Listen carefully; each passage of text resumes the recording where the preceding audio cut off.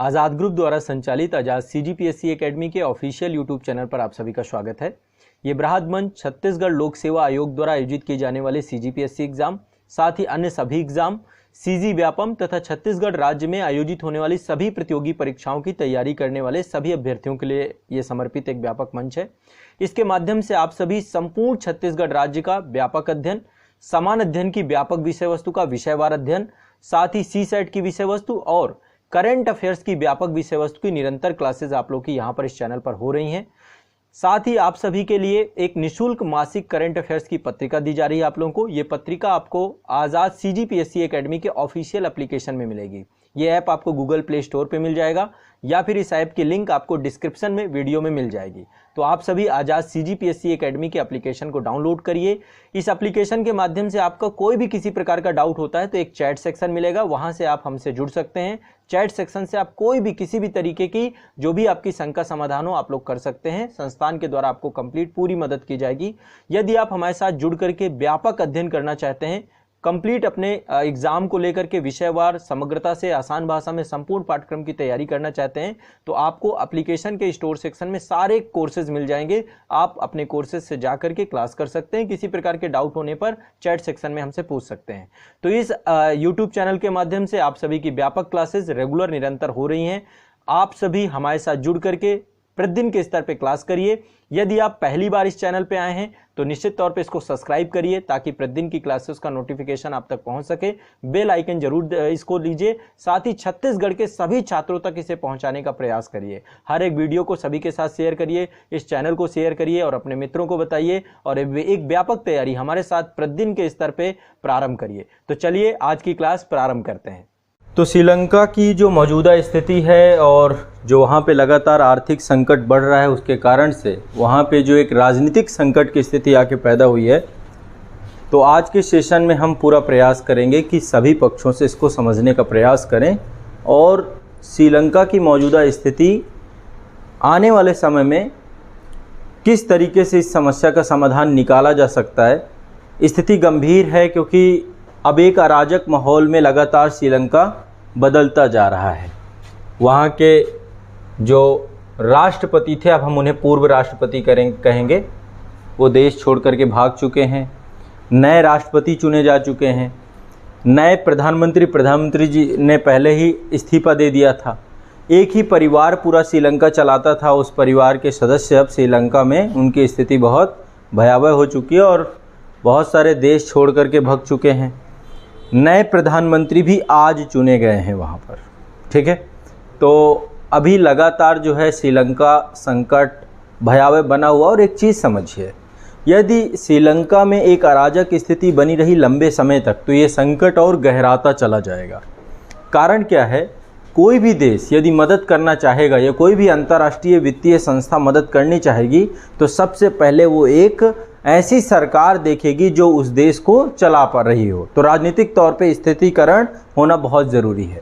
लेकिन अभी जनता रोड पे आ चुकी है। जितनी भी सरकारी आवास, सरकारी बिल्डिंग, खासकर प्रधानमंत्री आवास को आग लगा दी गई थी। रानिल विक्रमसिंघे थे उस समय, उनके घर पे भी आग लगाई गई थी। अभी इस समय वो राष्ट्रपति चुने गए हैं और राष्ट्रपति आवास पे तो आप लोगों ने देखा होगा, साक्षात बहुत सारे वीडियो भी आए थे कि लोग जो है स्विमिंग पूल का तक आनंद लेने पहुंच गए।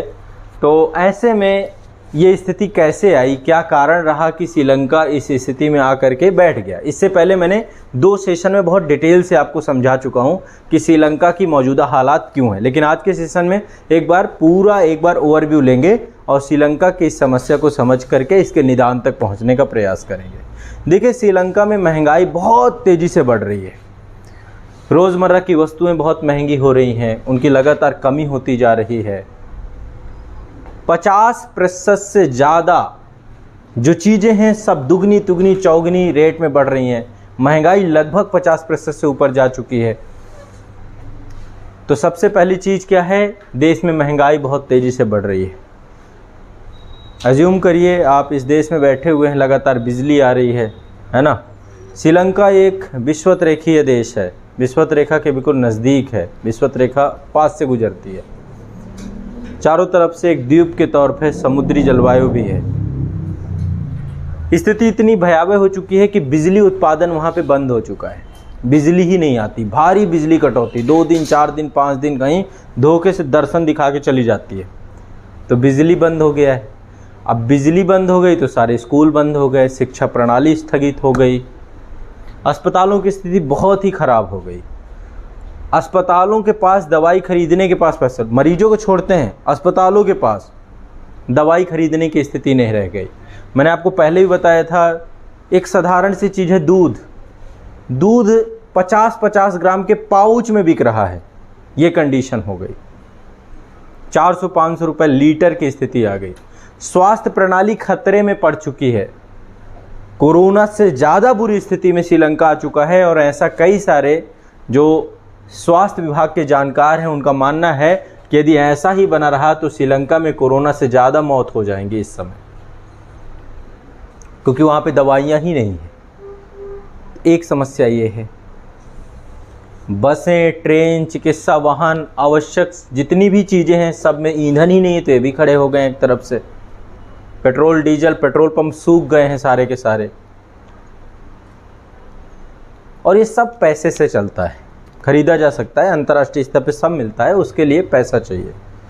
विदेशी मुद्रा भंडार ही नहीं बचा। तो वहाँ पर एक तरीके से अर्थव्यवस्था थम सी गई है।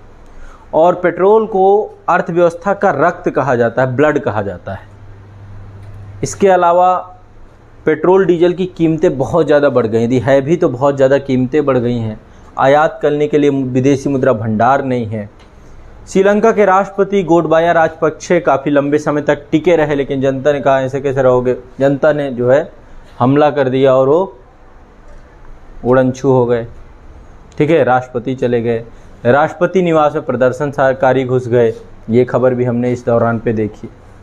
ऐसे कई सारे मुद्दे इस दौरान आपने लगातार देखे हैं। और लोगों को इस रोड पे आ जाना कोई लोगों का शौक नहीं है। प्रदर्शन देखिए, श्रीलंका, भारत श्रीलंका संबंध जब मैंने आपको पढ़ाए थे तो श्रीलंका एक लंबी अवधि तक, लगभग 26 साल तक एक गृह युद्ध में फंसा रहा है। 1983 से लेकर 2009 तक लिट्टे जैसा संगठन श्रीलंका को पूरी तरीके से अपने आगोश में लिए था।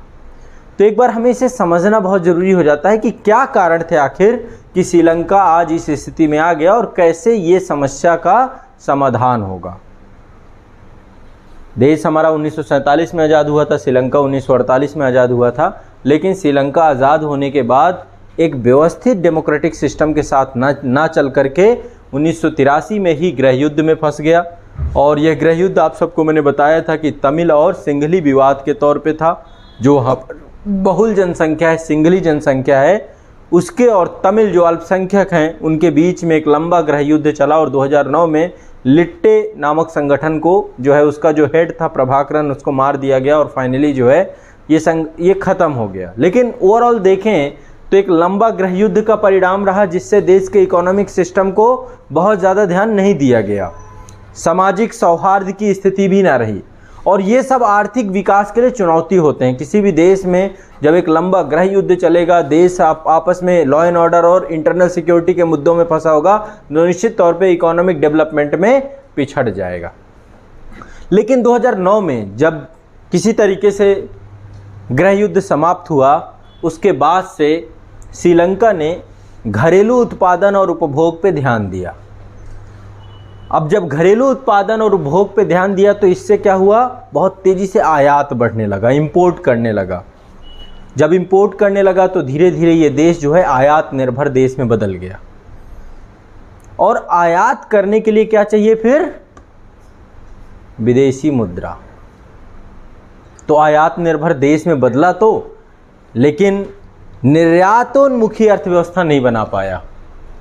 दूसरा, श्रीलंका की सरकार को लगा कि अब एक इंफ्रास्ट्रक्चर भी डेवलप करना चाहिए, पोर्ट बनाना चाहिए। अब चूंकि टूरिज़्म एक बड़ी इंडस्ट्री थी श्रीलंका में, तो टूरिज़्म को लेकर के व्यापक काम करने चाहिए, तो उसको लेकर के भी सरकार ने काम करना चालू किया। तो श्रीलंका में सरकार के द्वारा अवसंरचना विकास पर भी प्रारंभ कर दिया गया काम। और अवसंरचना जब किसी भी देश में बनती है, अभी हमारे देश में ही देखिए बहुत सारी रोड बन रही हैं और सड़कें बन रही हैं, बहुत सारे ओवरब्रिज बन रहे हैं लगातार, आप देखिए हर जगह पे। तो इसके लिए आपको विदेशी बाज़ार से भारी मात्रा में पैसा लेना होता है। ठीक है, या तो ये पैसा निवेश के रूप में आ जाए, एफडीआई के रूप में, और या तो ऋण के रूप में लेंगे। तो श्रीलंका ने लगातार ऋण लेना चालू कर दिया पूरे विश्व से। चीन से ऋण लिया, एशियन डेवलपमेंट बैंक से ऋण लिया, भारत से ऋण लिया, जापान से ऋण लिया, जिससे पाया, जिसने दिया उससे लिया। ठीक है, तो लगातार ऋण जाल में फंसता चला गया। लगभग 10% से श्रीलंका के कुल ऋण का लगभग 10% से ज्यादा हिस्सा किसका था? चीन का था। ठीक है, श्रीलंका की जितनी जीडीपी है उससे कई गुना ज्यादा उसने ऋण ले रखा है। यदि ऋण जीडीपी अनुपात की बात करें तो लगभग 111% से ज्यादा ऋण ले रखा उसने। अब ऋण लिया है तो लौटाना भी पड़ेगा, उस पर ब्याज भी भरनी पड़ेगी, ये भी स्थिति होगी। लेकिन ऋण चुकाने के लिए विदेशी मुद्रा ही नहीं बची। कैसे नहीं विदेशी मुद्रा बची? विदेशी मुद्रा कोई ऐसा थोड़ा ना कि आसमान से टूट जाएगी। उसके लिए आपको माध्यम बनाना पड़ेगा, अपनी अर्थव्यवस्था को निर्यातोन्मुखी बनाना पड़ेगा।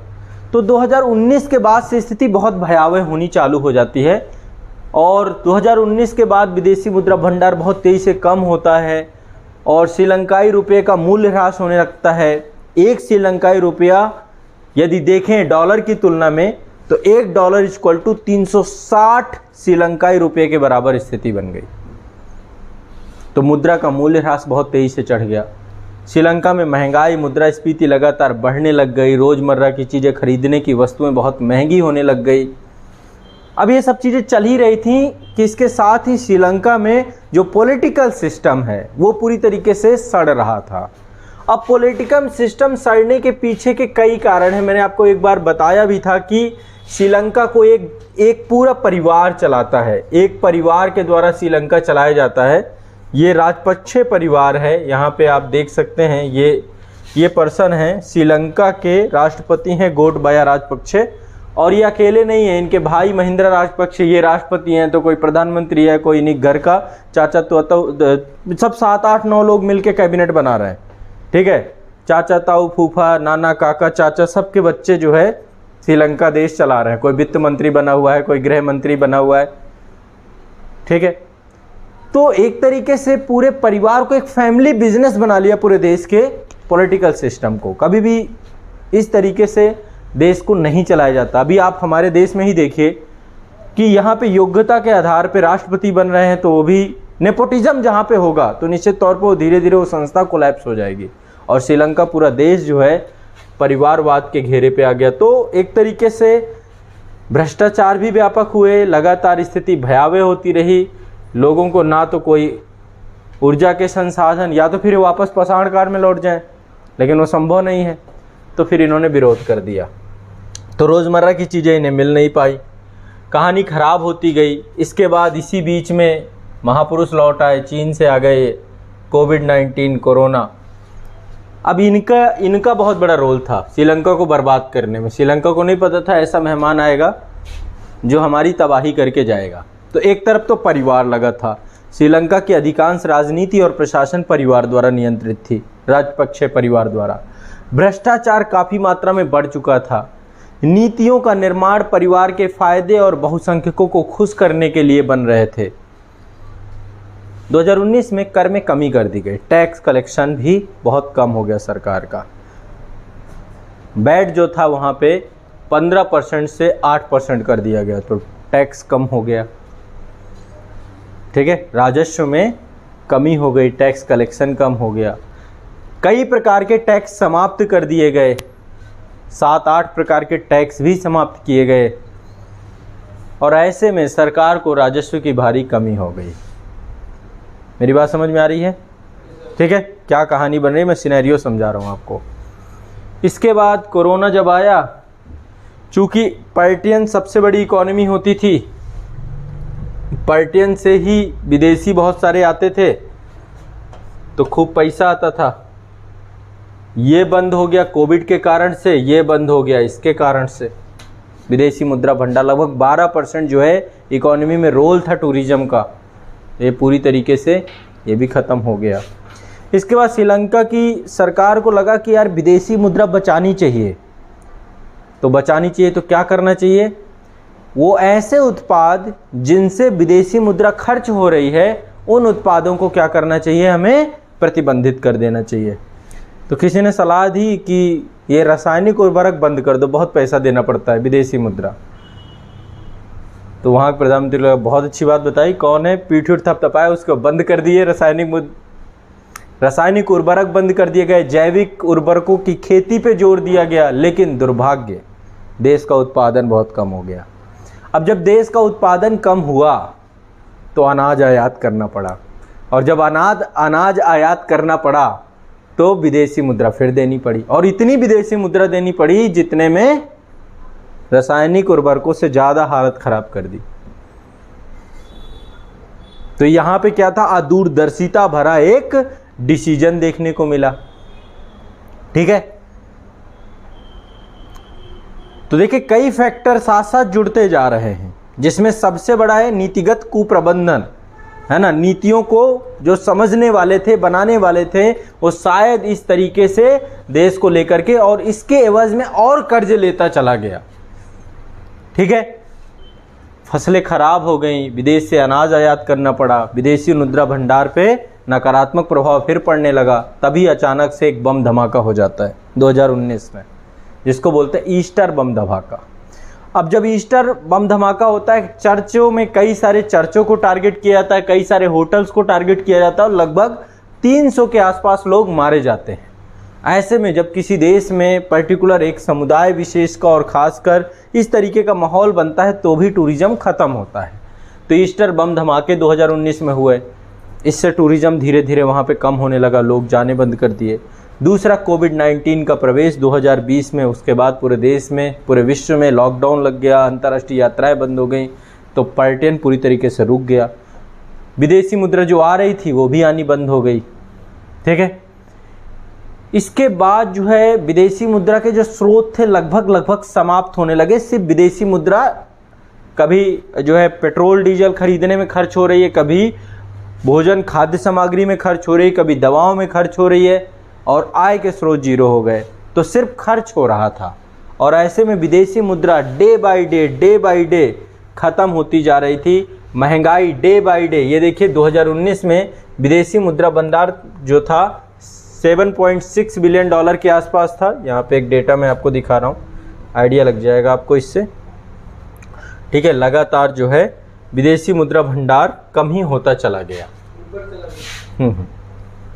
ये आपका यहाँ पे देखिए 2019 में 7.6 बिलियन डॉलर था, फिर 2020 में कम हुआ 5.7 बिलियन डॉलर, फिर 2021 में और कम हो गया। तो ये घटता बढ़ता रहा। ठीक है, लगातार अभी स्थिति बहुत बुरी है, 1 बिलियन डॉलर से भी कम होने के आसार दिख रहे हैं।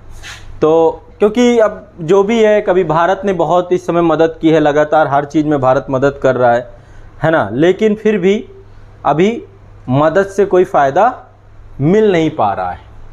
एक अराजकता भरा माहौल जो है वहाँ पे लगातार बना ही हुआ है।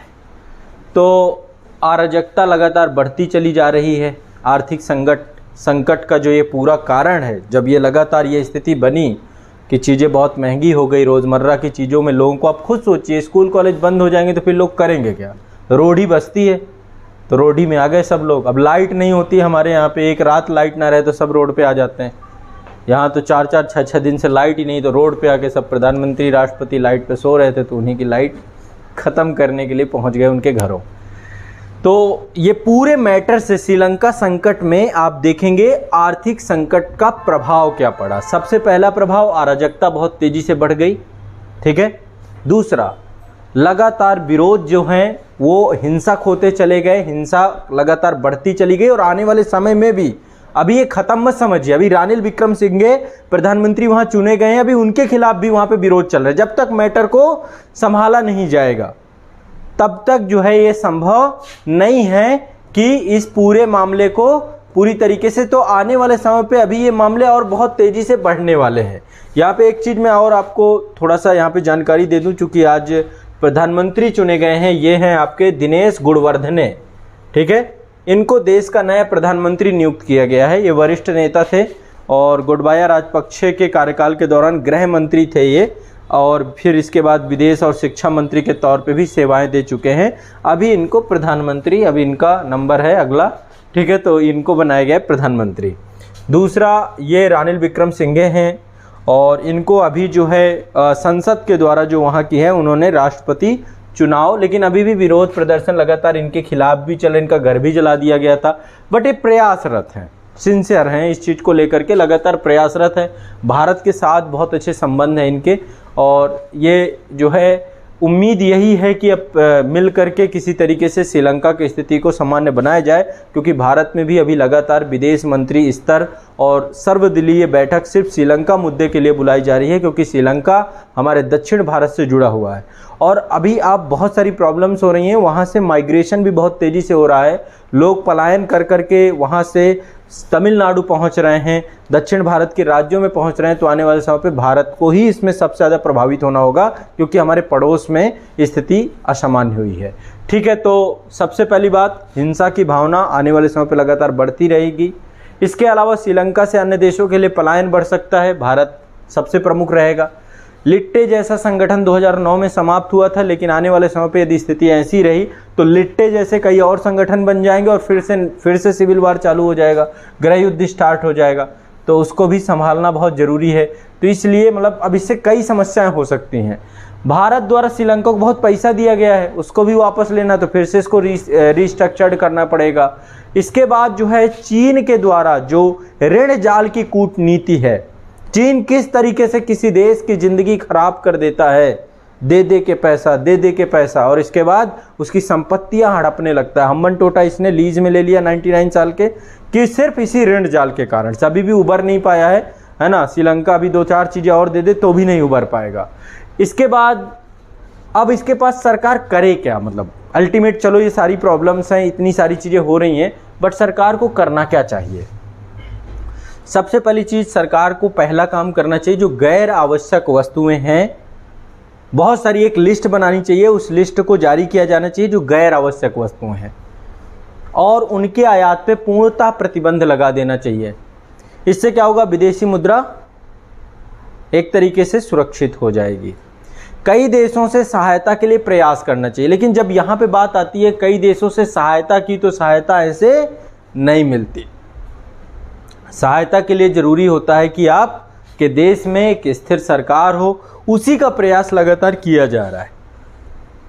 ठीक है, तो कई अन्य देशों से आर्थिक सहायता का प्रयास किया। भारत ने भी 3.5 अरब डॉलर से अधिक की सहायता की है। भारत, चीन, है ना, G7 समूह जो आपका है, Canada, France, Germany, Italy, Japan, Britain, America, ये सब जो है लगातार कह रहे हैं कि हम ऋण चुकाने के संबंधी प्रयासों में हम लगातार श्रीलंका का सहयोग करेंगे, और हमारा प्रयास है कि हम आने वाले समय पे IMF भी आर्थिक सहायता पैकेज को लेकर बातचीत कर रहा है कि भाई कल के दिन जब देखिए, जब बैलेंस ऑफ पेमेंट की समस्या से, भुगतान संतुलन की समस्या से हम गुजरे थे, तो भारत सरकार के द्वारा अपना पूरा जितना रिजर्व बैंक का सोना है वो IMF के पास रखा गया था। लेकिन IMF के पास जाना थोड़ा रिस्की रहता है। क्यों रिस्की रहता है? क्योंकि ऋण के साथ साथ वो कुछ शर्तें भी देता है, और शर्तें ही नहीं होता बल्कि वो सरकारी कामकाज में, पूरी नीतियों में, पॉलिसी में, सरकार की कार्यप्रणाली में IMF हस्तक्षेप करता है।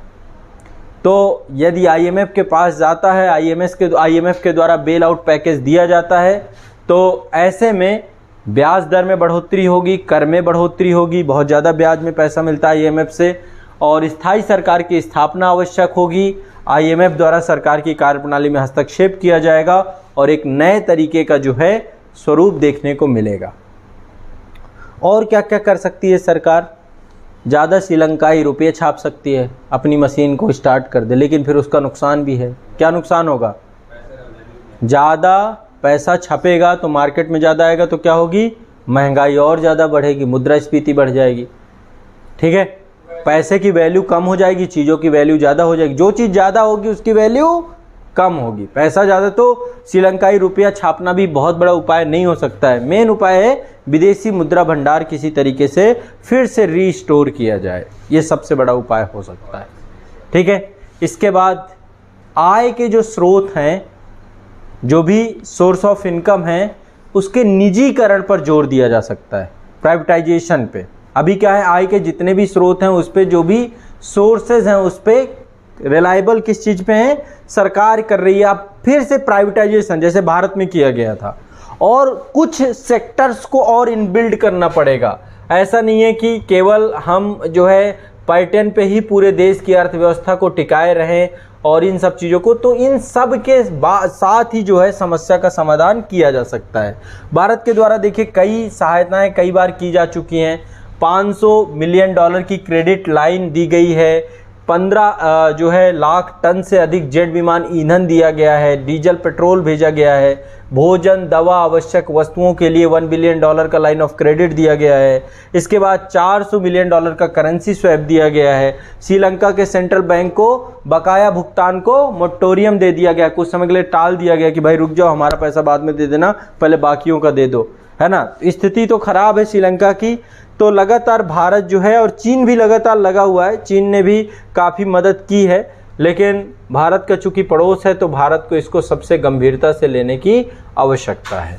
ठीक है, हाँ। मदद क्यों कर रहा है? दिवाली उसने किया है। देखिए दिवालिया तो उसने नहीं किया है, दिवालिया तो वहाँ की सरकार ने किया है खुद को। एक चीज़ ध्यान रखिएगा, आपको कोई नहीं बिगाड़ सकता यदि आप खुद नहीं बिगड़े तो। ठीक है, ये तो कर्ज आपको लेते गए, कर्ज लेते समय आपको याद आया ना कि वापस चुकाना भी तो पड़ेगा, देने वाला तो देता ही जा रहा है, समझ रहे हैं। अभी आपके घर से पैसा आ रहा है और उस पैसे का सदुपयोग आप कोई ऐसी गतिविधि में करें जो आपको क्रिएटिव ना बनाए, तो क्या होगा? आपके पिताजी ने पैसा दिया, इसके लिए आप उन्हें जिम्मेदार समझेंगे? तो चीन तो ऋण में देता रहा, उसको उससे मांगते रहो, देता जाएगा कि लो और कर्जा लो, उसके पास है, निवेशक बैठे हुए हैं, इन्वेस्टर्स बैठे हुए हैं। ठीक है, वो तो हर चीज़ के लिए खड़ा हुआ है। तो ऐसी स्थिति में श्रीलंका की जो मौजूदा हालत है अपने आप में बहुत बुरी स्थिति है। अभी भी देश में लगातार अभी विरोध प्रदर्शन चल रहे हैं। रानिल विक्रमसिंघे की सरकार बन जरूर गई है, लेकिन अभी भी ये सरकार तब तक सुरक्षित नहीं है जब तक वहाँ के लोगों को राहत नहीं मिल जाएगी। लोगों को ये चीज़ स्पष्ट हो चुकी है कि हमारे देश के जो लीडर हैं वो सारे के सारे जो है देश को चलाने में अक्षम हैं, और जब जनता को ये महसूस हो जाता है, जनता का भरोसा उठ जाता है लॉ एंड ऑर्डर से, कानून व्यवस्था से, क्योंकि देखिए सबसे बड़ी चीज़ है पेट। ठीक है, पेट भरा होगा, ज़रूरतें पूरी होंगी, तो आप भी सरकार के हमेशा साथ खड़े रहेंगे। तो मौजूदा हालात अपने आप में बहुत ज़्यादा समस्या वाले हैं। हाँ, कुछ पूछ रहे थे?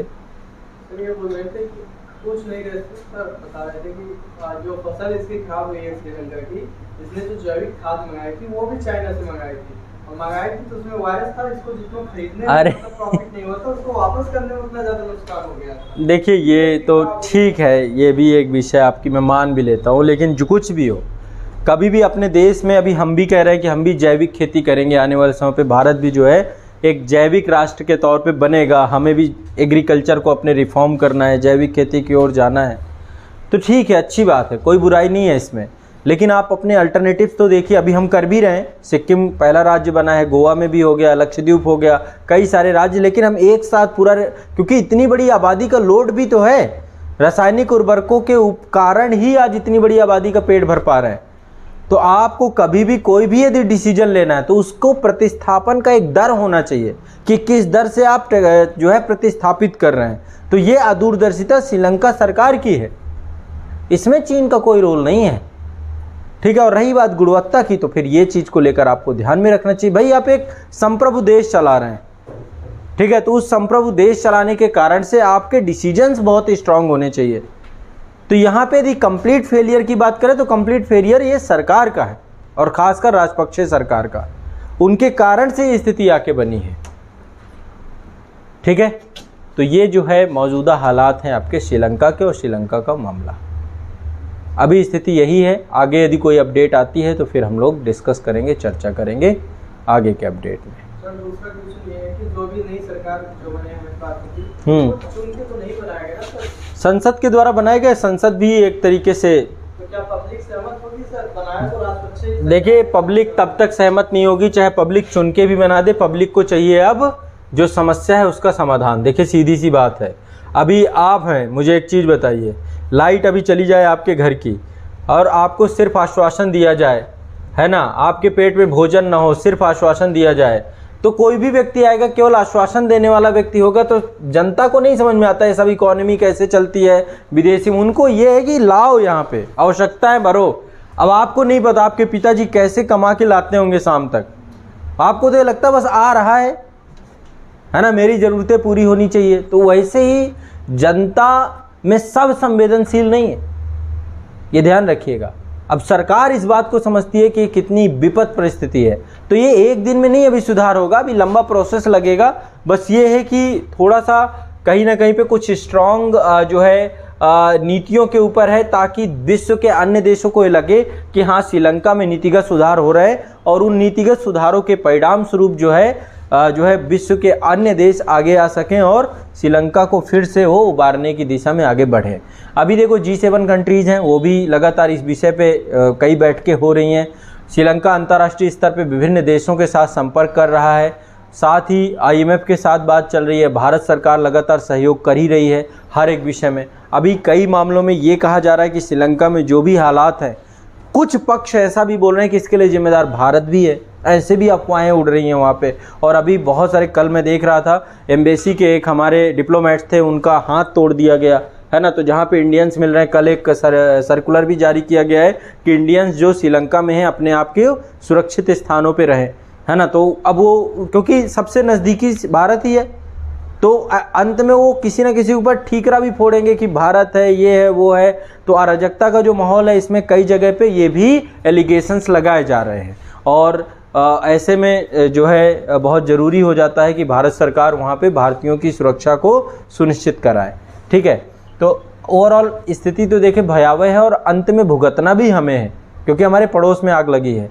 जब आपके पड़ोस में आग लगी होती है तो आपको सुकून से नहीं बैठना चाहिए, आपको भी उसको बुझाने में पूरा दम लगा देना चाहिए। तो अब भारत सरकार को चाहिए कि श्रीलंका की स्थिति को समझे, और समझ करके और इसको व्यापक तरीके से कैसे भी करके इस पूरी समस्या का समाधान करें। ठीक है, तो अभी देखते हैं अब क्या होता है। आज ही ये चुने गए दिनेश गुणवर्धने को नया प्रधानमंत्री बनाया गया है, तो अब आगे क्या होता है। फिर से जो है वहाँ पे जो मंत्रिमंडल है उसको भी जो है इनके राष्ट्रपति जी के द्वारा शपथ ग्रहण सारी चीज़ें आज हुई हैं, तो ओवरऑल शायद कुछ सकारात्मक देखने को मिल सके। ठीक है, तो श्रीलंका के संबंधित ये आपकी एक महत्वपूर्ण विषय वस्तु, महत्वपूर्ण करंट अफेयर्स था।